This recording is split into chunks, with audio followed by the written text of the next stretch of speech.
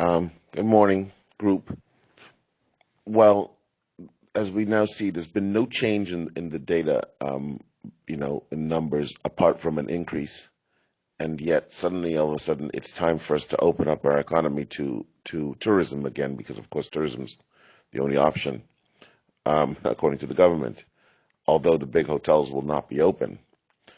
Is anybody asking themselves, is this going to be any different from the last time we opened up to the outside world, when there was a huge spike? We went from having four active cases to 2,000. Is anybody asking themselves what numbers of tourists are actually going to be coming in, given that all the big hotels are still closed? It was sensible. It was always sensible to keep the domestic economy open, but it is not sensible now, and it wasn't sensible then, to open up to tourism. This idea that there's no money is a joke. It's a fraud perpetrated on the population. There is tons of money. The government simply decided that it's best off in the hands of certain groups.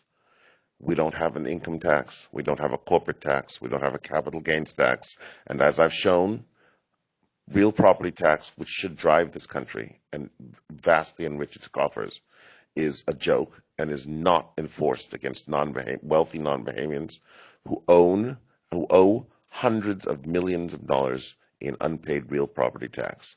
Bahamians can easily afford to live until the end of this year and beyond off of monies distributed as payments for unemployment benefits and other means, from monies that are there to be collected and are owed to the Bahamian people, and resources that they own.